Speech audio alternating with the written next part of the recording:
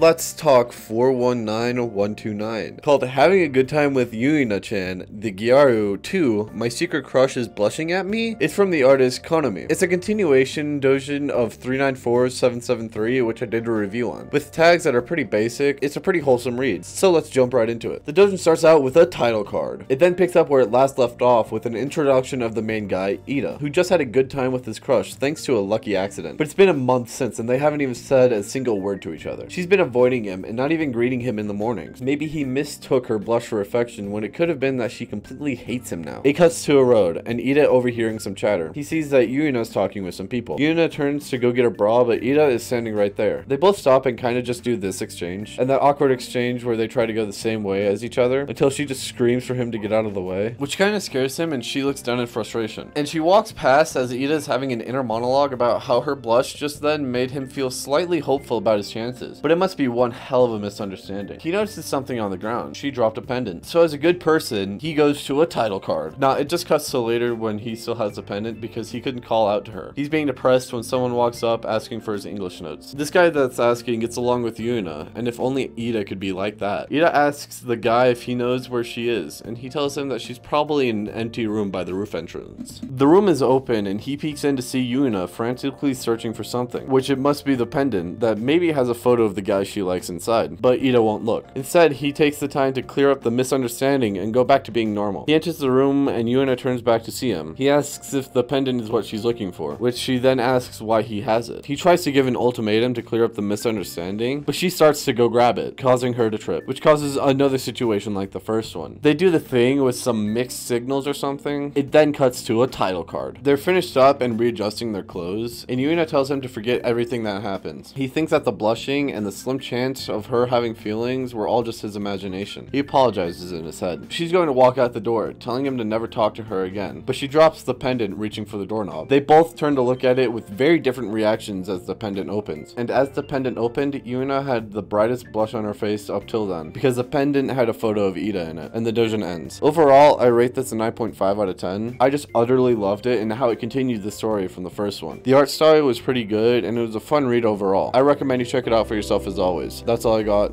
I'll see you in the next one. Attack on Titan, Tokyo Ghoul. These hentai babes make me drool. Hasane Biku is great. She makes me masturbate. Fairy tale.